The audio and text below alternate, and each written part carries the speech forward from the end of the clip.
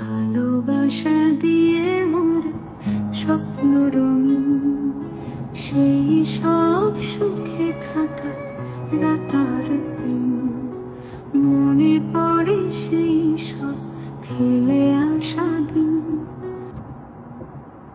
এই চা বাগান, এই দাঁড়া দাঁড়া, আমি যাবো যাবো যাবো। আস্তে আস্তে, সাবধানে যা। তুই তাড়াতাড়ি আয় তো। দেখ কি সুন্দর চা বাগানটা, ছবি তোল। পড়ে যাবি, দেখে চ। আমি ঠিক যাচ্ছি, আর একটুখানি যাই। আর কত দূর যাবো? কিরে মিষ্টি, এবার তো ঘুরে তাকা। জানিস অমিত, ছোটবেলায় দেখতাম মহিলারা পিঠে ঝুড়ি নিয়ে চায়ের কুড়ি তুলছে। কিছু কিছু মহিলার পিঠ থেকে ছোট্ট ছোট্ট বেবি এরকম করে উকি মারতো। কতবার যে ছবিটা আঁকার চেষ্টা করেছি, কিছুতেই পারিনি। কি যে ভালো লাগছে আমার, উফ অসাধারণ। সেই সব সুখে থাকা রাতার দিন, মনে পড়ে সেই সব ফেলে আসা দিন। ভালোবাসা দিয়ে মোরা স্বপ্ন রঙিন।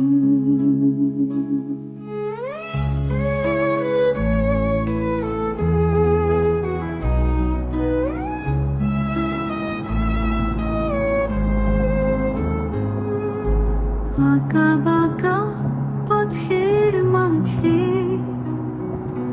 দিয়েছিলাম মন যাকে, তার কথা কেন শুধু মনে পড়ে যায়। কিরে, এবার তো ক্যামেরাটা বের কর নাকি? ও ड्राइवर दादा, थोड़ा गाड़ी रोकिए ना, कुछ पिक्चर खींचना है। ওহ মিষ্টি, এখন আমার এসব কিচ্ছু ভালো লাগছে না। ড্রাইভার সাহেব, আপ গাড়ি চালাইয়ে তো। পরে দেখছি আমি এসব।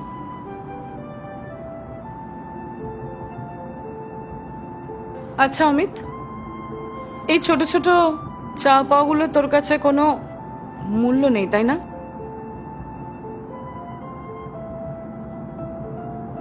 এইভাবেই বোধহয় মানুষ পুরনো হয়ে যায়। এই শোন, হোমস্টেতে গিয়ে আমি তোর সমস্ত আশা পূরণের চেষ্টা করব। এমনিতেই সারা রাত জার্নি হয়েছে, খুব টায়ার্ড লাগছে। একটু ঘুমোতে দে আমায় প্লিজ।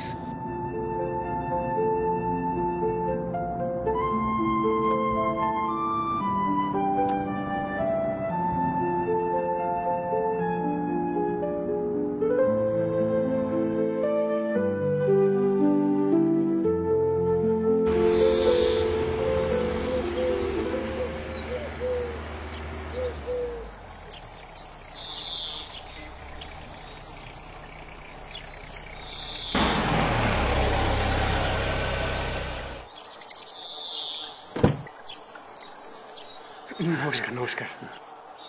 কি রে, কেমন আছিস? কতদিন পর। আরে তন্ময়দা, কেমন আছো? ভালো আছি। ভালো ভালো। হ্যালো অমিত দা। না ওই এটা লাগেজগুলো নামিয়ে নি। তুমি খুশি হয়েছো না? হ্যাঁ গো। হ্যাঁ দাও আমাকে, দাও দাও। এই আমাকেও হ্যাঁ দাও। হ্যাঁ ঠিক আছে। ওরে বাবা, এত ভারী কেন রে?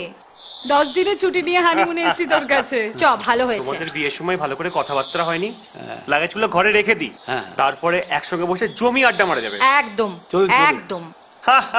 এই সাবধানে ওকে নিয়ে এসো, সাবধানে সাবধানে, দেখে দেখে দেখে দেখে দেখে, সাবধানে সাবধানে সাবধানে সাবধানে সাবধানে, এই জায়গাটা সাবধানে, এই সে খুব সাবধানে, এই তুমি সাবধানে এসো। বাবারই অভ্যাস হয়ে গেছে।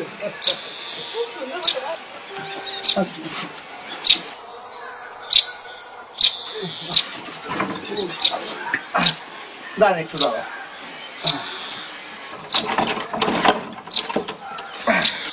আসুন। ভালো না জায়গাটা? অমিত, এই অমিত, চল না, বেশি দূর তো না, যাই না একটু পায়ে হেঁটে ঘুরে আসি, পাহাড়ের ওই শরীরটাকে ছুঁয়ে আসি। এই নে চা ধর। আর ওই পাহাড় তো অনেক দূরে, তুই পায়ে হেঁটে যাবি কি করে? আর তুই ওখানে গিয়েই বা কি করবি? শুধু শুধু দাঁড়িয়ে থাকবি? এই শোন, পায়ে হেঁটে যাওয়ার মজাটাই আলাদা, বুঝলি? কেমন একটা গা শিরশিরানি ব্যাপার, ভাবতেই তো কিরকম রোমাঞ্চকর বলে মনে হয়। ওখানে গিয়ে তুই কি দেখবি? কি দেখবো? আয় এদিকে দেখ, কিরকম মাথা উঁচু করে দাঁড়িয়ে আছে, কি সাহসী দেখতে লাগছে না ওকে? জানিস ছবি, আমারও ভীষণ উঁচুতে পৌঁছাবার শখ। পাহাড়ের মধ্যে দৃপ্ত ভঙ্গিতে আমি মাথা উঁচু করে দাঁড়িয়ে থাকতে চাই, কিন্তু আমি একা চাইলে তো হবে না, তাই না? আমার সঙ্গীটিকেও চাইতে হবে। ছবি, তোমার বন্ধুকে নিয়ে আমি আর পারি না। কি সব উদ্ভট এক একটা চিন্তা ভাবনা ওর মাথায় চাড়া দিয়ে ওঠে, আমি কোনো কিছুই বুঝতে পারি না। বোঝাও।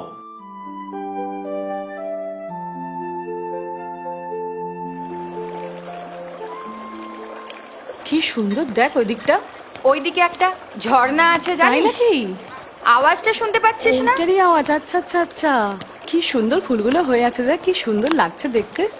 বর্ষার সময় এলে পাহাড়ের ওই নৈসর্গিক সৌন্দর্য দেখতে পেতিস, জানিস? তাই? এই জানো তো তন্ময়দা, আমাদের ছবিকে কিন্তু ছোটবেলায় দারুণ সুন্দরী দেখতে ছিল, ওকে তো আমি সুন্দরী বলেই ডাকতাম। ও সুন্দরী ছিল বলে মনের গভীরে একটা সূক্ষ্ম ব্যথা ছিল। কি করব বলো, পাড়া ছেলের ছবির দিকেই তাকাতো, ওর দিকেই চিঠি ছুড়ে দিত, আর মাসিমামের সমস্যা ওকে ধরে বেঁধে বিয়ে দিয়ে দিল। আর আমি সাদা মাটা ছিলাম বলে আমার দিকে কেউ ফিরেও তাকাতো না। আমি মিষ্টির মুখে শুনেছি আপনিও খুব মেধাবী ছিলেন। একদম। বাংলা সাহিত্যে মাস্টার্স করে আমি আর মিষ্টি ভেবেছিলাম অধ্যাপিকা হব, এটাই টার্গেট ছিল। আসলে ছবি ছোটবেলা থেকে লেখাপড়া কিন্তু দারুণ ভালো ছিল, এসএসসি তে পঞ্চম মেয়েদের মধ্যে। তারপরেও আমার সঙ্গে শিটঙ্গে চলে আসে। আসলে ও সাধ না দিলে কিছুতেই হোমস্টেটা হয়ে উঠতে পারতো না। আচ্ছা চলো না দাদা, ওই সামনের দিকটা একটু এগিয়ে যাই। হ্যাঁ হ্যাঁ চলো। জানো তন্ময়দা, আমি আবার ছবির ঠিক উল্টো। হ্যাঁ, ছোটবেলা থেকে খুব একটা মেধাবী আমি ছিলাম না, কিন্তু স্বপ্ন ছিল অনেক বড় হওয়ার। একা একা দেশে বিদেশে ঘুরে বেড়াবো, চলে যাব কোনো এক পাহাড় ঘেরা গ্রামে। জানিস অমিত, পাহাড় আমার ভীষণ প্রিয়। আসলে এই বিশালত্বের কাছে বারবার হার মানতে ইচ্ছে করে। পথের মাঝে দিয়েছিলাম মন যাকে, চলুন আমরা একটু এগিয়ে যাই। হ্যাঁ হ্যাঁ চলুন। হ্যাঁ হ্যাঁ তার কথা ওই দিকটা, ওই দিকটা। হ্যাঁ ওই দিক। হ্যাঁ ওই দিকটা। পড়ে যায়, মনে পড়ে সেই সব ফেলে আসা দিন। তবে অমিতের একটা ব্যাপার আমার খুব ভালো লাগলো, কি রে? তোর স্বাধীন চলাফেরায় কোনো বাধা দেয় না। তখন থার্ড ইয়ার, জানিস, অমিতের সাথে পরিচয় হলো, শিক্ষক হিসেবে ভালোই লেগে গেল, এই আর কি। কই তখন তো তুই আমায় বলিসনি। তা কি করে বলবো, তন্ময়দা তো তোকে বিয়ে করে নিয়ে চলে আসলো, আমিও বন্ধু ভাড়া হয়ে গেলাম, তখনই তো পেলাম নতুন বন্ধু। বন্ধু তোমার পথের সাথীকে চিনে নিও। আমি তো এরকম একজনকে চেয়েছিলাম। তা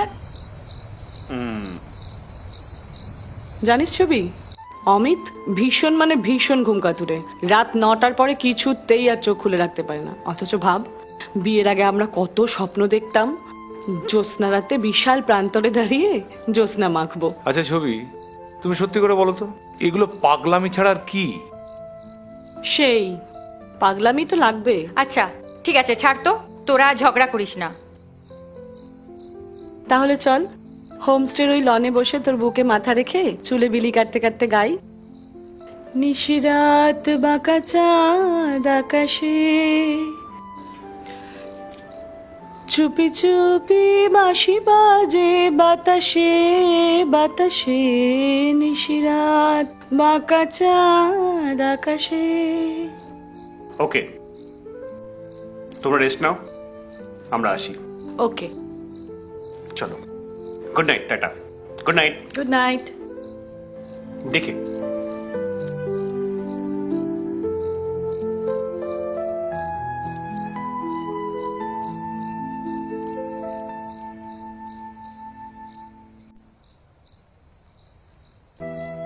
হানিমুনে এসে নতুন সম্পর্কের মধ্যে আমি কোনো গোপনীয়তা রাখতে চাই না,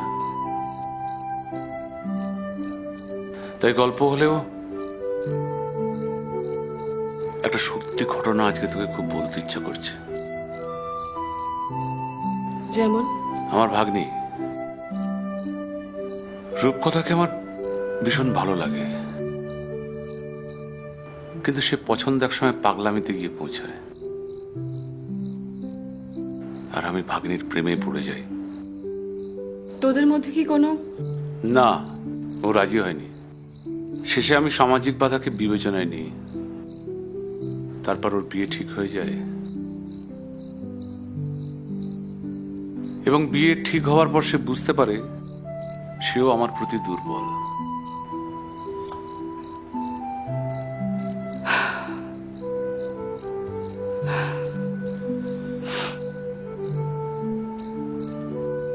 আচ্ছা, বিশ্বাস কর,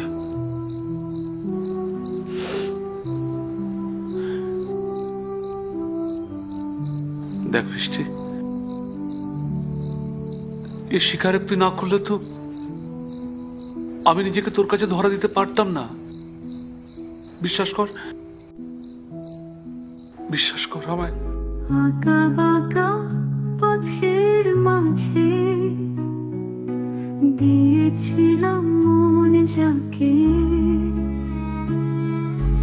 তার কথা কেন শুধু মনে পড়ে যায়, মনে পড়ে সেই সব ফেলে আসা দিন, ভালোবাসা দিয়ে মোরা স্বপ্ন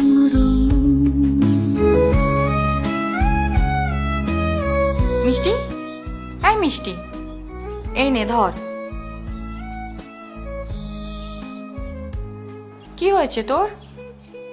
এমনিতেই তুই খুব উদাসী, এবার তোর মন শরীর সবই যেন উদাস হয়ে গেছে। কিছু কি হয়েছে তোর? হৃদয়ে সবটুকু দিয়েছিল, মনে পড়ে সেই জীবনটা বড্ড ফাঁকা ফাঁকা লাগছে জানিস। অমিতদা এলো না? কিছু কি সমস্যা? দেখ ছবি, জীবনের কাছে তো আমার খুব একটা বেশি কিছু চাওয়ার ছিল না, সেটুকুই যখন পেলাম না, অমিতের মতন উচ্চ মনস্ক মানুষের মন পাবো, তা কি করে হয় বল? আবার তোরা ঝগড়া করেছিস? তোদের না একটা বাচ্চা নেওয়ার দরকার ছিল, সংসারে দেখতিস একটু বাঁধন থাকতো। তাই বুঝি? তাহলে তো এত ডিভোর্সই হতো না রে, সন্তানরাই বাবা মাকে বেঁধে রাখতে পারতো। তবুও না তোরা একটা অ্যাডাপ্ট করতে পারতিস। চেয়েছিলাম, সেটাতেও ও রাজি নয়। নির্ঝঞ্ঝাট জীবনই ও সব থেকে বেশি পছন্দের। এখন কি ভাবছিস তাহলে তুই? আমি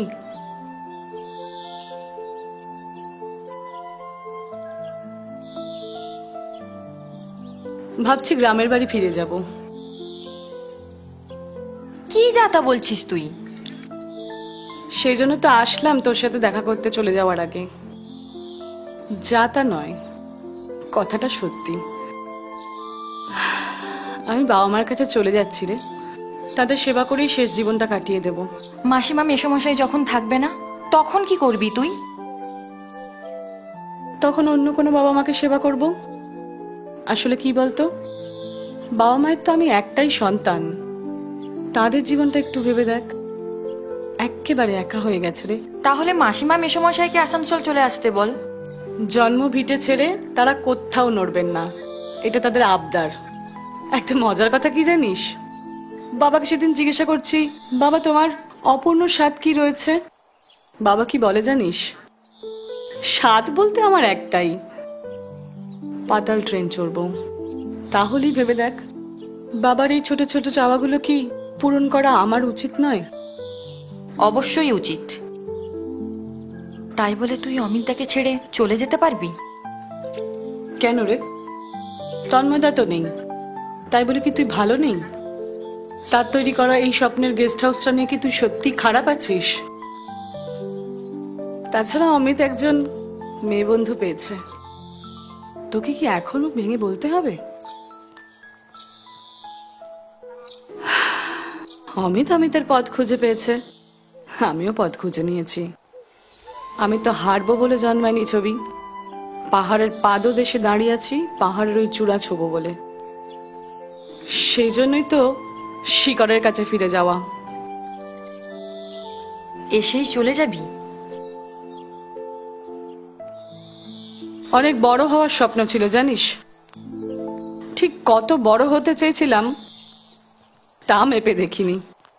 তবে আর উপরে উঠে কাজ নেই বুঝলি, বাচ্চা কাচ্চা নেই, টাকা পয়সা যা জমেছে সেই দিয়েই ভাবছি গ্রামের বাড়িতে ফিরে গিয়ে একটা বৃদ্ধাশ্রম খুলবো। বাবার সাথে কথাও হয়েছে। আসলে এত বড় বাড়িটার তো কোনো ভাগিদার নেই, কাকারাও বিদেশে থাকেন, বাবা ওই বাড়িটাই উইল করে দিচ্ছেন। মজার কথাটা কি বলতো, অমিত এখনো জানেই না আজকে ওর ফেরার কথা, এসে দেখবে বাড়ি শূন্য, ব্যাস। তন্ময়দা মারা যাওয়ার পর তোর সাথে যে অমিতের ঘনিষ্ঠতা ক্রমশ বাড়ছে তা আমি লক্ষ্য করেছিলাম, কিন্তু কিছু বলিনি। আগের বছর যখন গেস্ট হাউসে আসলাম ওর ঘাড়ের কাছে দাগটা আমি দেখেছিলাম, কিছু বলিনি, শুধু বিছানাটা আলাদা করে দিয়েছিলাম। কি জানি কিছু বুঝেছিল কিনা, হয়তো বুঝেছিল, হয়তো বা বোঝেনি।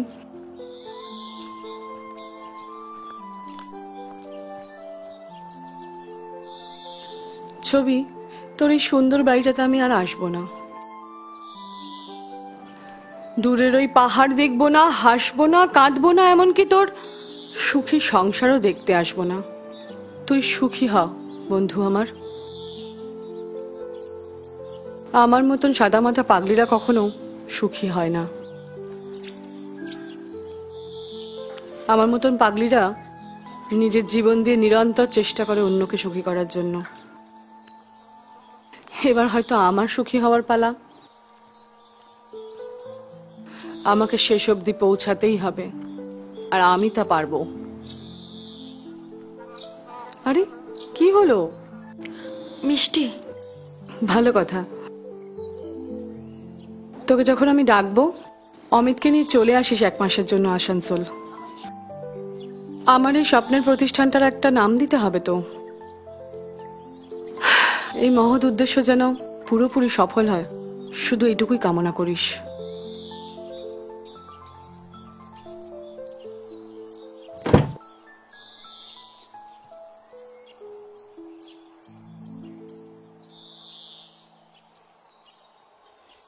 চল টাটা।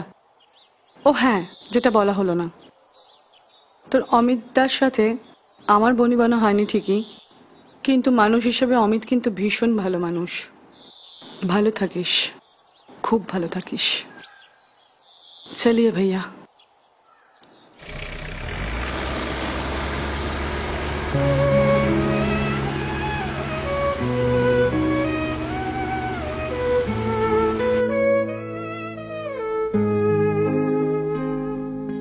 মনে পড়ে সেই সব ফেলে আসা দিন, ভালোবাসা দিয়ে মোর স্বপ্ন রঙিন, সেই সব সুখে থাকা রাতার দিন। মনে পড়ে সেই সব ফেলে আসা দিন, ভালোবাসা দিয়ে মোর স্বপ্ন রঙিন।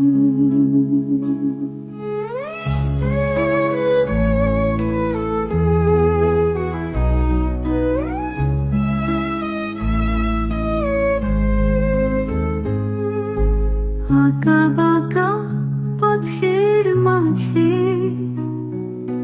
দিয়েছিলাম মন যাকে,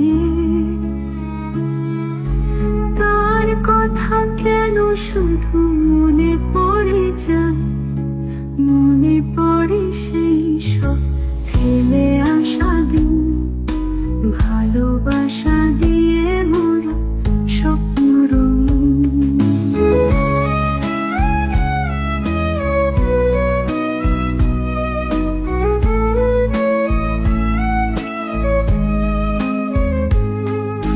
লিখেছি